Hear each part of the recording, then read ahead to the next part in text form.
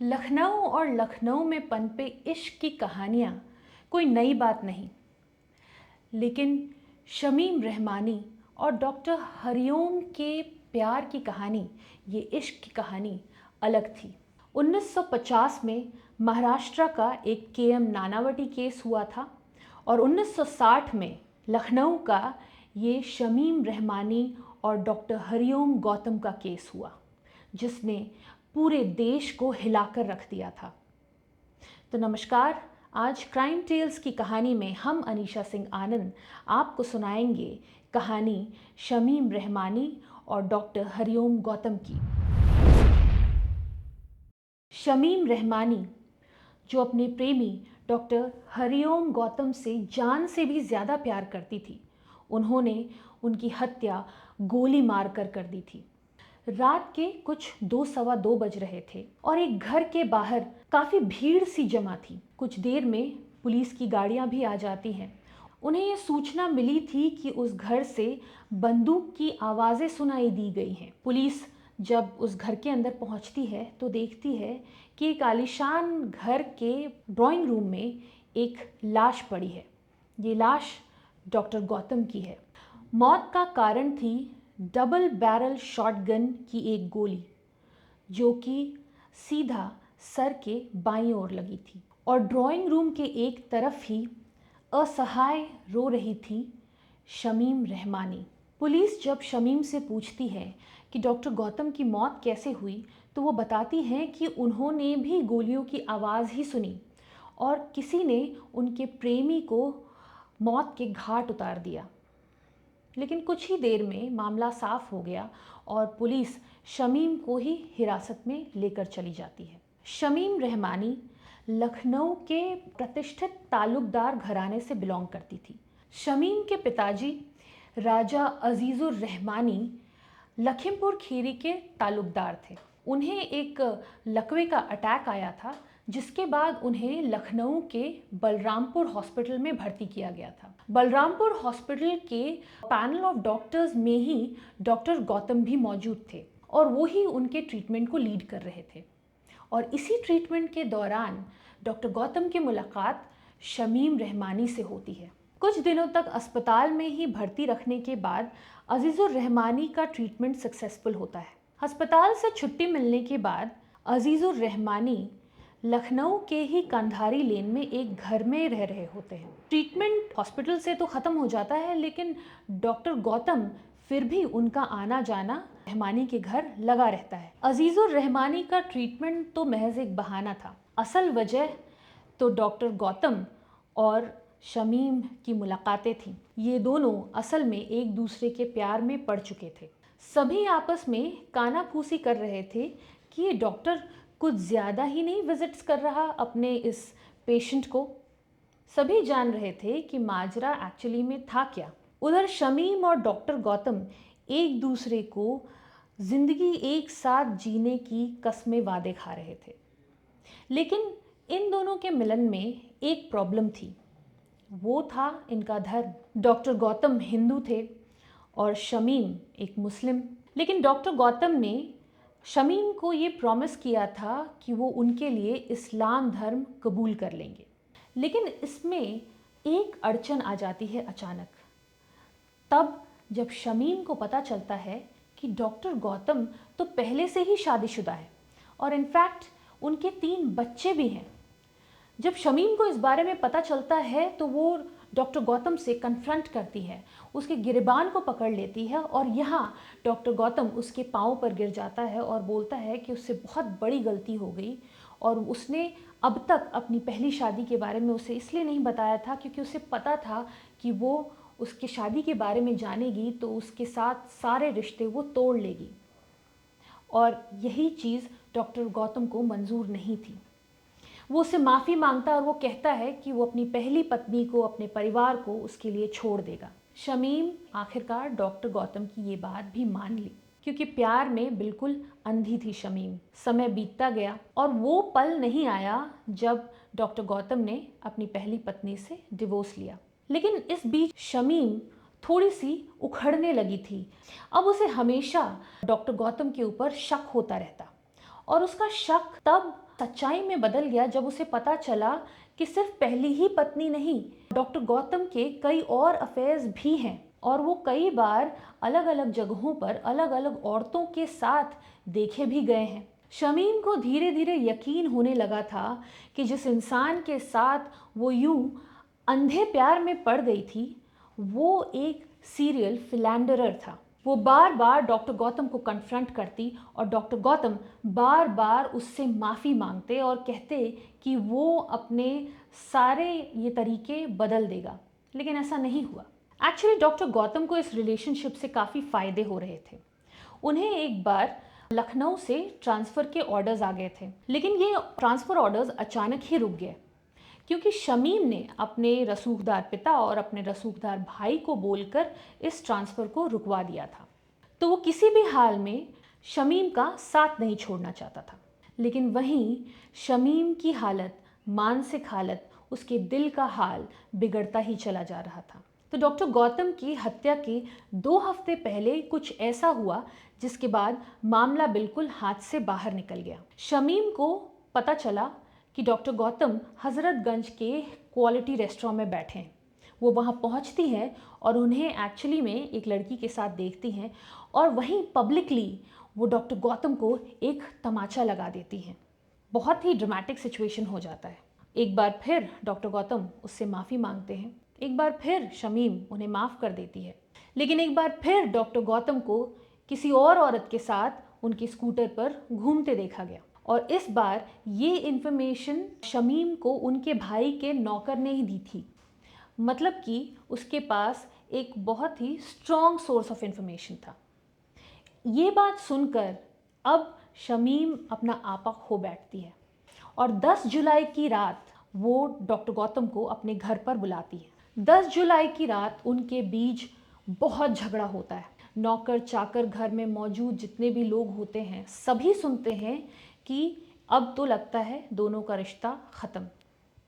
लेकिन 10 जुलाई की वो मीटिंग ख़त्म करते करते शमीम एक बार डॉक्टर गौतम को कहती है कि कल मेरे कॉलेज का एक एडमिशन फॉर्म मुझे भरना है, बस कल तुम मेरी मदद कर देना, कल एक बार तुम आ जाना, उसके बाद अगर तुम चाहो तो हमारे रास्ते हमेशा के लिए अलग हो जाएंगे।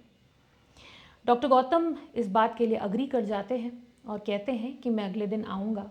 तो अगले दिन 11 जुलाई डॉक्टर गौतम अपने दिन भर का काम निपटाते हैं, अपने कलीग को बोलते हैं कि वो अपने किसी काम से बाहर जा रहे हैं और 10:30 बजे के आसपास शमीम के घर पहुंचते हैं। दोनों में तकरीबन 20-25 मिनट तक बहुत बहसबाजी होती है और फिर अचानक से गोलियों की दंदनाहट से पूरा का पूरा नेबरहुड दहल उठता है। नौकर भागकर मौके पर पहुंचते हैं और देखते हैं कि रहमानी के हाथ में बंदूक है और वो भागती हुई एक कमरे से दूसरे कमरे जा रही है और डॉक्टर गौतम की लाश वहीं पर पड़ी है। मौके पर फ़ौरन पुलिस को बुलाया जाता है। जब पुलिस पहुंचती है और रहमानी से पूछा जाता है कि क्या हुआ था, तो वो बताती हैं कि मैंने गौतम को नहीं मारा, मैं तो गौतम से प्यार करती थी, हम दोनों शादी करने वाले थे, मुझे नहीं पता गोली किसने चलाई। लेकिन मौके पर मौजूद जितने भी गवाह थे, जो नौकर थे, उनके बयानों के आधार पर पुलिस शमीम को ही उठाकर लेकर जाती है। ये मामला अब हर जगह था। हालांकि किसी ने भी देखा नहीं कि गोली किसने चलाई, लेकिन शमीम ने हाथ में गन पकड़ रखी थी, ये नौकरों ने देखा था। 1960 के दशक में लखनऊ बहुत ही छोटा शहर था। 5 लाख से भी ज़्यादा पॉपुलेशन नहीं थी यहाँ की। शहर में कितने डॉक्टर्स, लॉयर्स, इंजीनियर्स थे, लोग उंगलियों पर काउंट कर सकते थे। ऐसे में अगर शहर में छोटी मोटी चोरियां भी होती थी तो वो भी चर्चा का विषय बन जाती थी। तो ये तो एक कोल्ड ब्लडेड मर्डर था। तो डॉक्टर गौतम का ये मर्डर केस हर जगह था, प्रेस में, रेडियो में। बीबीसी ने इस पूरे केस को कवर करने के लिए अपने स्पेशल रिपोर्टर्स भेजे थे। वहीं इलस्ट्रेटेड वीकली ऑफ इंडिया ने इस पूरे क्राइम सीन को रीइनैक्ट करने के लिए कई सारे पेजेस अपने डेडिकेटेड किए थे। तो ये मामला कोर्ट पहुंचता है। जब जब इस केस की सुनवाई कोर्ट में होती है तो कोर्ट रूम खचाखच भरा होता है। सभी की नज़र इस केस पर थी। रहमानी और डॉक्टर गौतम के बीच एक्सचेंज हुए जितने भी लव लेटर्स थे वो सब कोर्ट रूम पहुँचते हैं। और उन लव लेटर्स से ये पता चलता है कि कैसे डॉक्टर गौतम ने रहमानी को प्रॉमिस किया था कि वो उसके लिए अपना धर्म परिवर्तन कर लेगा। कैसे रहमानी ने अपने सोर्सेस के इस्तेमाल किए थे डॉक्टर गौतम के ट्रांसफ़र्स को रुकवाने के लिए। और ये इस्टेब्लिश हो जाता है कि डॉक्टर गौतम एक सीरियल फिलैंडरर थे और रहमानी एक ऑब्सेसिव लवर बनती जा रही थी। ये पता चल जाता है कि डॉक्टर गौतम बार बार रहमानी का दिल तोड़ रहे थे, लेकिन कोई भी एविडेंसेस जो मौजूद थे वो सॉलिड नहीं थे। तो जितनी भी थियोरीज कोर्ट के सामने आ रही थी, पेश की जा रही थी, वो सारे सर्कमस्टेंशियल एविडेंसेस के ऊपर बेस्ड थे। लेकिन फिर भी कोर्ट ये मान कर बैठी थी कि रहमानी के पास पूरी अपॉर्चुनिटी थी और मोटिव था डॉक्टर गौतम को मारने का। इन सब के साथ साथ एक क्रूशियल विटनेस कोर्ट के सामने आता है। ये होता है कालिका नाम का एक टेलर। और उस रात ये कालिका नाम का टेलर रहमानी के घर के बाहर के बरामदे पर ही सोया हुआ रहता है। और जब गोलियों की आवाज़ सुनाई देती है तो कालिका भी उस आवाज़ से उठ बैठता है और वो कोर्ट के सामने ये गवाही देता है कि जब उसे गोलियों की आवाज़ सुनाई दी तो उसने एक फीमेल वॉइस सुनी जिसमें एक लड़की किसी को बोल रही थी कि माँ, इस डॉक्टर ने मेरी ज़िंदगी बर्बाद कर दी, मुझे धोखा दिया, तो अगर मैंने उसकी हत्या की है तो मैंने कोई गलती नहीं की। और उसके बाद ही उसने एक और बात सुनी। उसी फीमेल आवाज़ ने किसी को कहा कि भैया ये लो बंदूक और मार दो मुझे भी इस बंदूक से, अब मुझे जीना नहीं है। तो इन चीज़ों के बेसिस पर, इन सर्कमस्टेंशियल एविडेंसेस के बेसिस पर रहमानी को लोअर कोर्ट, हाई कोर्ट और सुप्रीम कोर्ट सभी ने इस मर्डर केस में कन्विक्ट किया। हालांकि इस केस में जितने भी एविडेंसेस प्रोड्यूस किए गए वो बहुत ही वीक थे। जैसे कि जो बंदूक, जिस बंदूक को मौके पर से बरामद किया गया, उस बंदूक से ही हत्या हुई कि नहीं ये कभी भी इस्टेब्लिश हो ही नहीं पाया, क्योंकि उस बंदूक से कभी गन पाउडर की स्मेल आई ही नहीं। दूसरा कि इस बंदूक के ऊपर जो मौके पर से बरामद किया गया था उस पर रहमानी के फिंगरप्रिंट्स नहीं थे, क्योंकि उस बंदूक को रहमानी के बाद उसके भाइयों ने भी हैंडल किया था। और तीसरा, उस रात उस मौके पर एक और नया कैरेक्टर मौजूद था। वो कैरेक्टर था रहमानी का एक कज़न ब्रदर, जो कि रहमानी को पसंद करता था और उसे पता था कि रहमानी और डॉक्टर गौतम के बीच क्या चल रहा है, और वो खुद भी इस बात से बहुत ही ज़्यादा आघात था और डॉक्टर गौतम से नफ़रत करता था। इस कज़न का नाम था इकबाल उद्दीन खान। शमीम की फैमिली का कहना था कि इकबाल शमीम से एक तरफा प्यार करता था और उसे पता था कि किस तरीके से डॉक्टर गौतम उसे धोखा दे रहे हैं और वो डॉक्टर गौतम से नफ़रत करता था।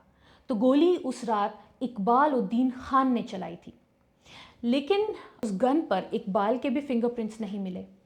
तो बहुत ही वीक एविडेंसेस के ऊपर इस केस को बेस किया गया। लेकिन 1975 में फाइनली शमीम को कन्विक्ट कर दिया गया और उसे लाइफ इम्प्रिजनमेंट की सज़ा मिली। लेकिन उसी साल यूपी के गवर्नर चेन्ना रेड्डी ने शमीम को क्षमादान दे दिया। ये मामला 6 साल तक चलता रहा, लेकिन इन 6 सालों में शमीम ने सिर्फ 2 साल ही जेल में बिताए।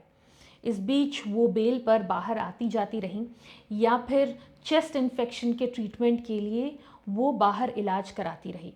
और उसके बाद क्षमादान मिलते ही उनके पास अजीबोगरीब ऑफ़र्स आने लगे, जैसे कि बॉलीवुड में काम करने के ऑफ़र्स उनके पास आने लगे। लेकिन शमीम का कहना था कि उन्होंने कभी भी किसी ऑफ़र के ऊपर कुछ ज़्यादा ध्यान नहीं दिया और वो लखनऊ से शिफ्ट होकर फाइनली दिल्ली चली गई और दिल्ली में ही वो एक गुमनामी भरी ज़िंदगी जीने लगी।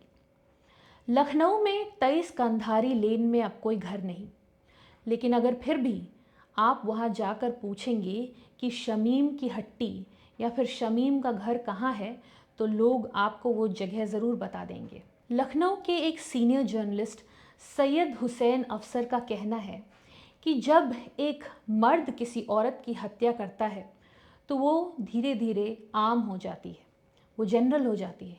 लेकिन जब एक औरत किसी मर्द की हत्या करती है तो वो बात लोगों के जहन में छूट जाती है हमेशा के लिए।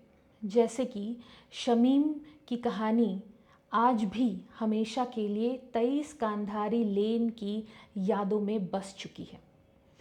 आपका क्या कहना है, आपका क्या सोचना है इस कहानी के बारे में, हमें कमेंट बॉक्स में ज़रूर लिखिए। अगर आपको हमारा कंटेंट अच्छा लगता हो तो प्लीज़ अपने फ्रेंड्स और फैमिलीज़ में शेयर कीजिए।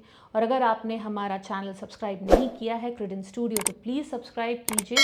मिलेंगे फिर अगले एपिसोड में क्राइम टेल्स में एक नई कहानी के साथ। तब तक अपना ख्याल रखिएगा। Thank you so much.